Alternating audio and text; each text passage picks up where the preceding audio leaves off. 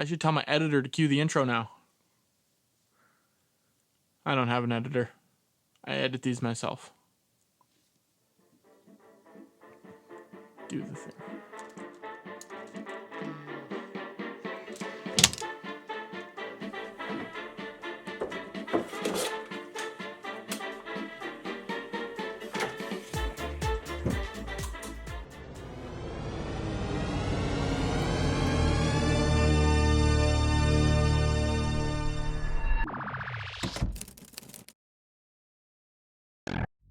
Alrighty, welcome back to episode 6 of Red Shirt Movie Reviews. I'm your host, and your only host. There's never ever been another host, Easton Bennett.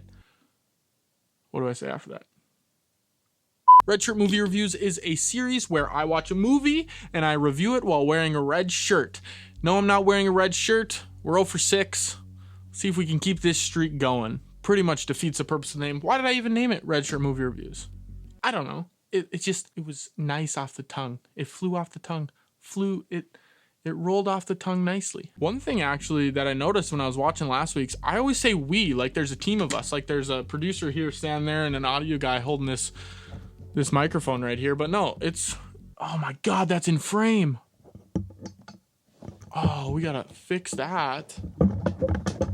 Back to what I was saying, one thing I noticed when I was watching these, I always say we, like there's a team of us. There's no team. It's just me. Just this nice mustache for Movember, my camera, and my brain. That's the only people involved in these movie reviews. Last week, we reviewed the movie Joker, and if you guys haven't been here before, the way these reviews go is we break it down into 5 categories. Category number 1 is the story, where we talk about the story, obviously. Category number 2 is the acting, where, you guessed it, we talk about the acting. Number 3, we talk about the cinnamon toast crunch. Category number 3, we talk about the cinnamon toast crunch. That is what we talk about in category 3, if there is any cinnamon toast crunch in the movie. So yes or no, that's how quick the category goes. Category number 3, we actually talk about cinematography and production. So how it's produced, how it looks, the coloring, all the pretty fancy stuff that my nerd brain notices when I watch movies. Category number 4, we're going to be talking about the emotion. What kind of movie was it? Did it pull out of a lot of emotion? Did it really pull me into the movie? Or did it suck? And category number 5, we just give it a final score. We're going to throw it down on one of these 2 corners. It's going to be like a big jail door slamming noise. It's going to have a couple numbers on there, and you're going to know exactly what I rated the movie out of 10. This week, we are going to be reviewing the movie Countdown. It just came out in theaters about a week and a half ago. I'm not talking days at a time. Hour 45, no problem. But this week we're going to be reviewing the movie Countdown. I went to this movie in theaters, and it is a horror movie, so I've kind of been on that horror movie train lately, you know? Have you noticed that? I mean, we've done about 3 in a row. I don't know if you call Joker a horror movie, but Countdown this week, that's what we're going to be going over. So let's get into category number 1, and that is the story. The story of Countdown is about an app on your phone, and you download it, and it pretty much tells you how long you have to live. So obviously people think it's a joke at the beginning of the movie. Everyone's downloading it. Some people have 76 years, some have 23 years, some have, 90 years or whatever. So the movie basically follows around this one girl. I don't remember her name, but she's blonde and somewhat attractive. Very attractive. And she has like 18 hours to live or something. So she has to go throughout the movie and, I'm not going to tell you much more because I think you know what happens. You go the 18 hours, you follow her. At the end of the movie, you find out what happens. I'm not going to say any more to you. I would ruin the movie, and I don't want to do that to you. I don't want you guys to be pissed that I ruined the movie for you, and then you're like, that darn Easton guy told me the end of the movie, and now I don't want to watch it, blah, blah, blah. My opinion on the story is that I really, really liked it. Now, in all the other reviews, I've been saying really good, really good, really good. So we're going to think of a different word to use here for this story. Let's use superb. It was a superb story. I really liked this story. It was well thought through, and it was an actual story where it seemed like it could be something that actually happens. Obviously, there's no app on your phone that can tell you when you're going to die. Well, maybe there is. I don't know. Let's check. Well, would you look at that? There's an app just like the one in the movie called Countdown. Nope. Let's move on to category number 2, and that is acting. Now in this movie, there are a couple actors that I've seen before, but they're not necessarily A-list actors. There's no Tom Cruises or, Jennifer Aniston, but there's a couple couple actors I've seen in some other movies, so maybe you call them B-list celebrities. I don't know what you want to call them. Call them granola bars. I don't know. But beside the point of them being B-list actors, I thought it was done very well. It actually felt like it was real life instead of like people were acting and they were put into a story. So it was almost filmed like, I think it's called verite.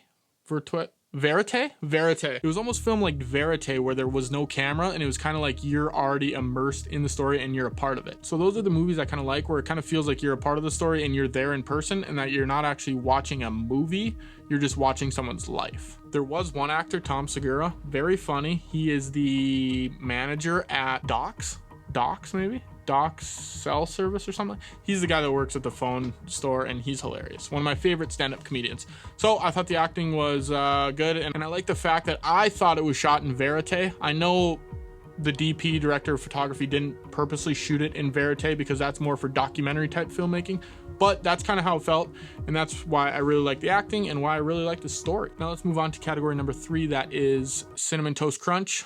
No, there was not any boxes of Cinnamon Toast Crunch. Now let's move on to category number 4. I'm just kidding. Category number 3, cinematography and production.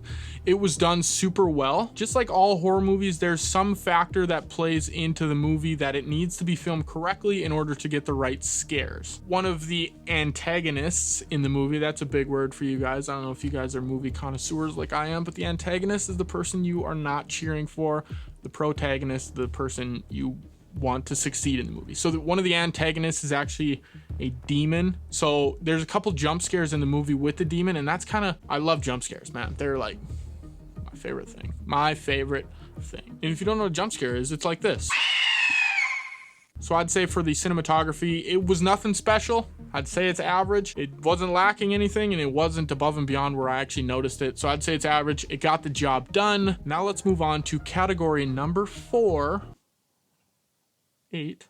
Now let's move on to category number 4, emotion. Now obviously it's a horror movie, so the emotion they're trying to pull out is a feeling of the audience being scared and, you know, on the edge of their seat, suspense, thriller. So this movie really did that to a bigger extent than a lot of the horror movies I've seen lately. Now, a lot of it was because the app on the phone that was counting down until they die was literally like telling you when the jump scare was coming. So that's what made it almost sketchy. Is like, you realize there's 10 seconds left on that guy's app.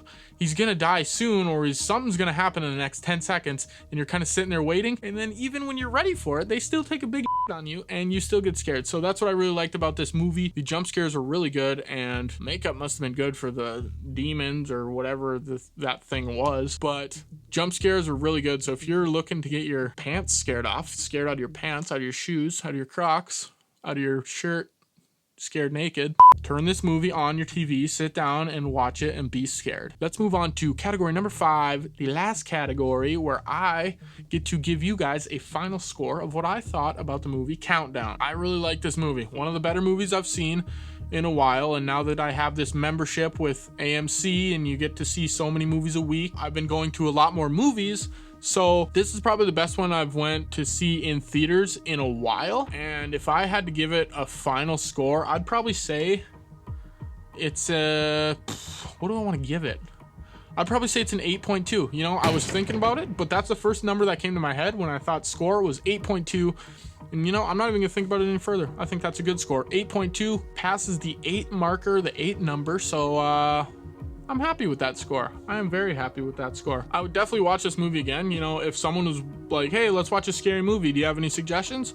And I was like, oh, Countdown. And they're like, oh, you've already seen it. I'd definitely watch it again. I don't care. I think it was a good movie. I liked it. And I like scary movies, and it scared me, and I'd like to get scared again and curl up in my little blanket and my little ball and, you know, just be scared and have tears coming down and do my thing. That's just what I do. That's all I have for episode 6 of the Red Shirt Movie Reviews.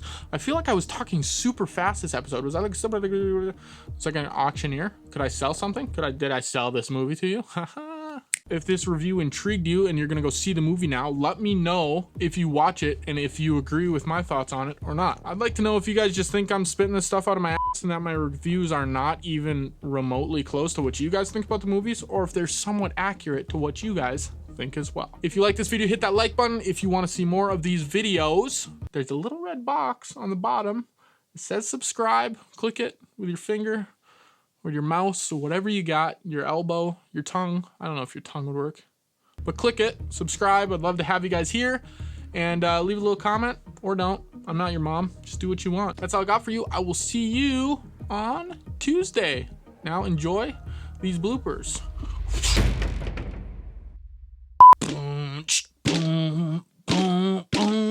Now last week we.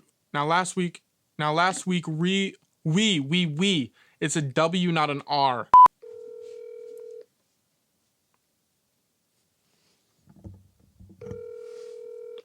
Your call has been forwarded to an automated voice messaging system. 701. Okay, Mom. Still in frame, motherfucker.